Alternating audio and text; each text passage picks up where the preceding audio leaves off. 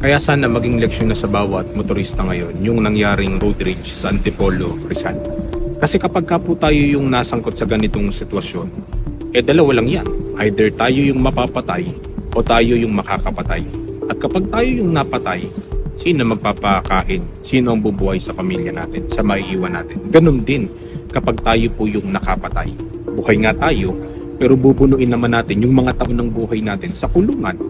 Sa makatuwid, maiiwan pa rin natin sa tahanan natin yung pamilya natin. Hindi rin natin sila mabubuhay. Kaya ang pinakamaganda talaga na iisipin natin kapag kami napipintong road rage, yung pakiramdam natin na ito na, magkakaroon ng krian sa lansangan. At sa tingin mo, masasangkot ka, isipin mo na yung kapakanan ng sarili mo at yung kapakanan ng mahal mo sa buhay. Natandaan po natin na mas mahalaga pa rin sa pride at sa ego natin yung kapakanan po ng mga mahal natin sa buhay na nag-aantay po sa atin sa mga tahanan po natin. Kaya mas maganda rin na kapag pakiramdam natin ginigit-git na tayo o di kaya ay pinag-iinitan na tayo ng kasabay natin sa lansangan, tayo na yung magparaya.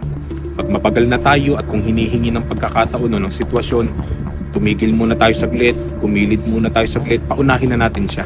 Huwag na natin sabayan pa. Kasi sa oras na sasabayan natin yan, doon na tayo kumagat sa pain ng kapahamakan.